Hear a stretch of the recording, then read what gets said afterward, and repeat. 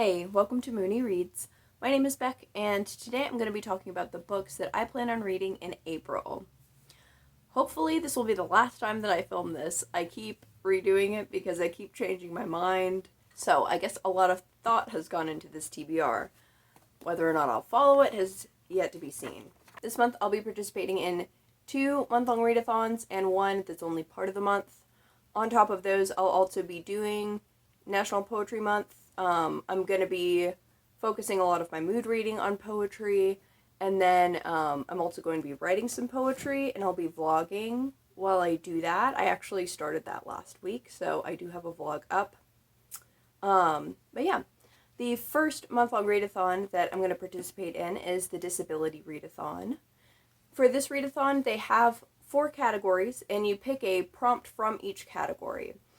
Some of the prompts are book-related, and some of them are like to read a blog post or watch a YouTube video. So I've picked a book prompt for each, but if the month goes on and I want to switch that, I can, just depending on how the month goes. So for category 1, they have a play by a disabled person. And for that, I'll be reading The Destiny of Me by Larry Kramer. Larry Kramer was an activist during the AIDS epidemic. He was actually one of the first people to really embrace the idea of direct action and was not liked very much for that and for, I think, some of his other takes too. But I watched The Normal Heart a few years ago, and that focuses on someone who was in HIV and AIDS activist circles and talks about some of those issues, so I'm thinking that this is partly autobiographical, or at least inspired by his experience. I'm not really sure what The Destiny of Me is going to look like, but I do know that he wrote The Destiny of Me after he was diagnosed with HIV. So I'm thinking I'm going to read both of them, but The Destiny of Me is going to be the one that kind of counts to the readathon. In category 2, I have a book set in space. And for that, I'll be reading Failure to Communicate by Kaia Sonderby. I found out about this book through Beck's the Bookish and actually won this as well as the sequel in a birthday giveaway that they hosted. So I'm excited to finally get to this. From my understanding, it's set on a planet that's not Earth, so I'm counting that as space. But this book has autistic rep, it's by an autistic author, it's also sapphic, and there's polyamorous rep. So I'm super excited to get to that. For category number 3, we have a book with green on the cover. And for that, I'm going to be reading Drag King Dreams by Leslie Feinberg. I'm not sure if there's disabled rep in the book, but I do know that Leslie Feinberg had Lyme disease, so I'm counting this, since it was by a disabled person. I'm gonna put it on here. I've read some of Leslie Feinberg's other work. I read Stone Butch Blues at the beginning of last year and was completely blown away. I also read Transliberation, which is one of their speech collections and should be required reading. But this is one that I haven't heard nearly as much about as some of their other stuff. And it focuses on someone who is a bouncer at a drag club and is kind of in a rut. And at least from the back it says that his coworkers try to awaken his old activist spirit. So it sounds nice. I'm not gonna go in assuming that it's gonna be all happy though, just because Stone Butch Blues was so sad. But I'm really looking forward to this. I'd like to read everything that Z has put out there. Next we have category 4, which is a book written before you were born. And for that, I'm going to be reading We Both Laughed in Pleasure, The Selected Diaries of Lou Sullivan. Now, this was not published before I was born. However, all of the contents were written before I was born because this is his diaries from 1961 to 1991. I was born in 1993, so hopefully it counts. Lou Sullivan was a gay trans activist. He also had HIV and was active during the AIDS epidemic. This is a book that I've been excited to get to for a hot minute. Both this and Larry Kramer's plays are part of my HIV and AIDS TBR, so it would be super cool if I got to both of them this month. So that's all for the Disability Readathon. The other month-long readathon that I'm going to participate in is the Autistic Pride Readathon, which is hosted by Bex, who I've already mentioned. There is a bingo board for this. I've got 2 books that I'm definitely going to read. One I've already mentioned, which is Failure to Communicate, and this fits the prompts for own voices, sci-fi fantasy, independently published, and queer representation. The other book that I would like to read for this is Beyond Survival, Strategies and Stories from the Transformative Justice Movement, edited by Ejris, Dixon, and Leah, Lakshimi, Peipzna-Samarasinha. And this fits a book by a queer author, an author of color, and it may or may not technically fit the square that's by an autistic author, but no autistic rep, simply because Leah, Lakshimi, Peipzna-Samarasinha is autistic. This book is not explicitly about autism. This is an anthology that's looking at alternatives to the prison industrial complex. So they might talk about neurodivergence in here, I don't know, but it's not about neurodivergence. The focus is looking at transformative justice. This is one that I've actually been looking at since before it came out, but I wasn't able to get it until earlier this year. It was on sale. So I'm glad that I'll hopefully be getting to it soon. Then the other readathon that I'd like to be a part of is the Not a Novel Readathon, which runs from the 1st through the 14th. It's being hosted by Belle from Etu Brody, primarily on Twitter, I think. But the whole idea is to read books that aren't novels, which I think works out really well for National Poetry Month. But there's other stuff that I want to read that's not a novel as well. There are 10 different prompts that you can follow. I don't have a book for each prompt, even though I really thought about it, but I'm trying to not make completely unreasonable TBRs, so I've only got a few things for here. The first prompt is a book with your favorite color on the cover. And for that, I'm going to be reading Bloom. This is a graphic novel, so I think it counts for not a novel, because it's like a comic. I have a really hard time picking favorites, but I really like blues. I like blues and greens, but also like maroons and purples. But this blue is a really nice color, so I'm going to use it for this prompt. I'm not totally sure what's going to happen in this book. I know that it's supposed to be super cute and summery.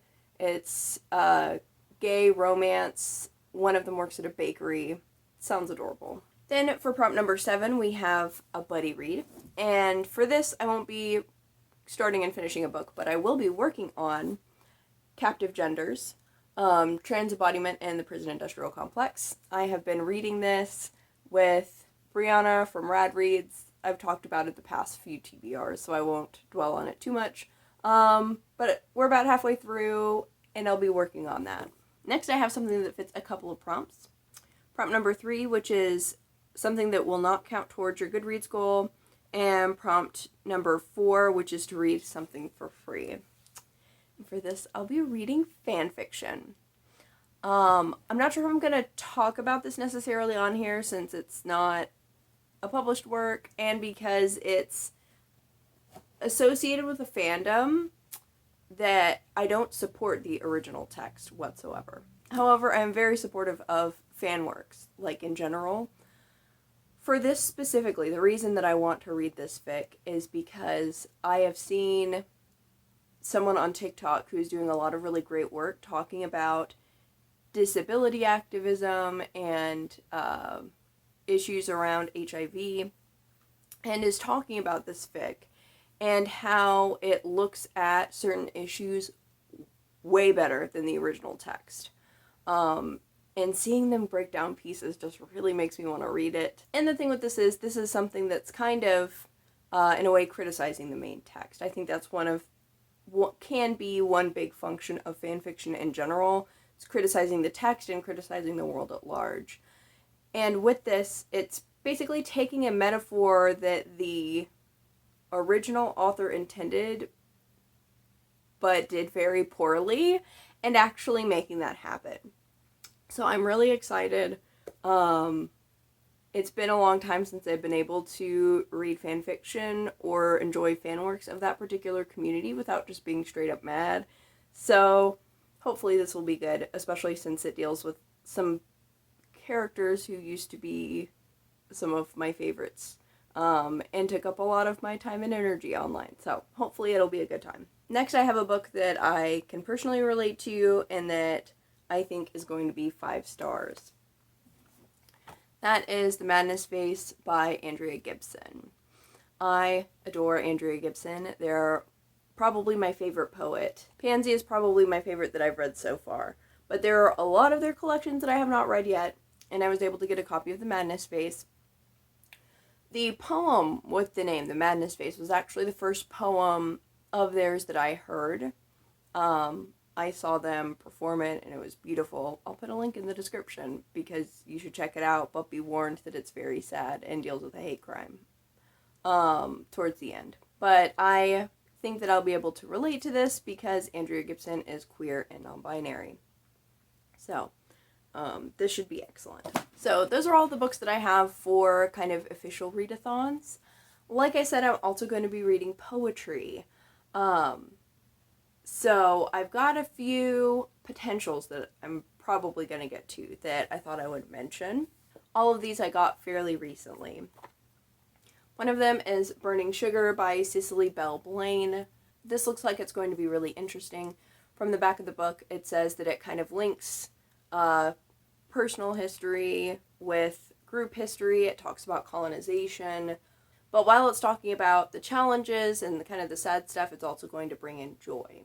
So that seems super interesting, and this cover is fucking beautiful. Another one that I'm really looking forward to is Disintegrate, Dissociate by Arielle Twist. This is one that I've seen a lot of people talk about. I feel like folks might have read it for maybe the Readathon. I don't really know. But this is supposed to look at identity and trauma. I think this is also going to hit on themes of colonization as well. But I've been really interested in reading this, especially because of the title, Disintegrate, Dissociate. I have issues with dissociation, so it'll be interesting to see that kind of represented in poetry. Then another one that I'm really excited about is An American Sunrise by Joy Harjo. We've been getting a lot of Joy Harjo books into the bookstore that I work at, and I'm not really sure if I've heard very much about her in general, but I keep being very drawn to the books. So I'll see what it's going to be like. I know that this is another one that's going to talk about Indigenous rights and Indigenous people. So that's pretty cool. And if I like that one, I have more by her that I can read. And then the final one that I'll mention that I'm excited to get to is one that will hopefully get here soon, and that is We Want It All, an anthology of radical trans poetics. And this is a cross-generational anthology looking at the trans experience and revolutionary politics. The description says that the poems look into the particular and multiple trans relationships to desire, embodiment, housing, sex, ecology, history, pop culture, and the working day.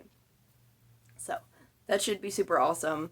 Hopefully it'll be here soon because I ordered it the same time that I ordered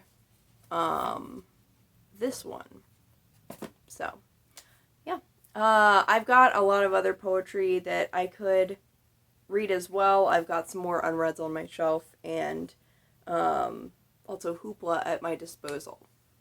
So if you have any poetry suggestions or poetry collections that you really enjoy, let me know about it down in the comments.